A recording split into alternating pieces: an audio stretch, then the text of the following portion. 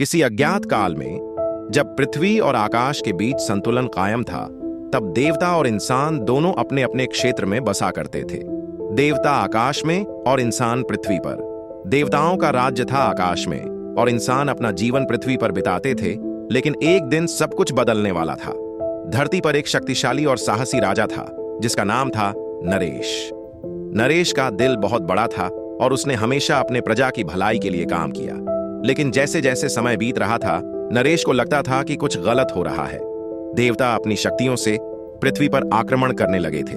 लोग असहाय महसूस करने लगे थे क्योंकि देवता उनका शोषण करने लगे थे और नरेश को अपनी प्रजा की रक्षा करनी थी।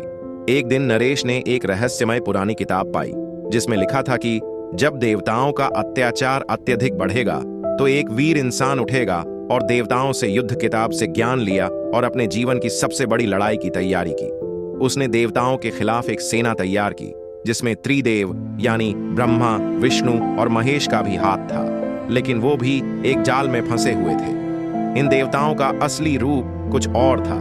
वे केवल इंसान को भ्रमित करने के लिए पृथ्वी पर आए थे और उनका असली उद्देश्य पृथ्वी को पूर्ण रूप से अपने कब्जे में लेना था। नरेश को यह जानने में देर नहीं लगी कि देवता जिन्हें वह पूजा करता था असल में उसके दुश्मन थे। इसके अलावा उसे एक और चौंकाने वाली जानकारी मिली। नरेश खुद का जन्म एक प्राचीन देवता के रूप में हुआ था जो देवताओं द्वारा निष्कासित कर दिया गया था।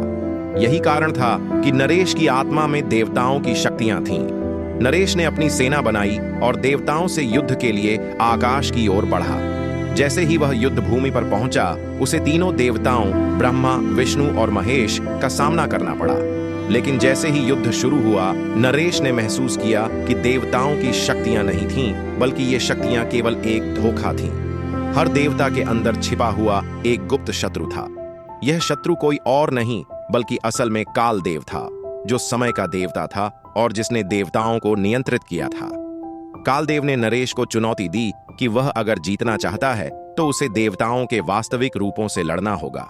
नरेश ने अपनी पूरी ताकत और ज्ञान का प्रयोग किया और उसने समय के देवता कालदेव को हराया। यह लड़ाई न केवल पृथ्वी के लिए थी बल्कि देवताओं के अस्तित्व के लिए भी थी।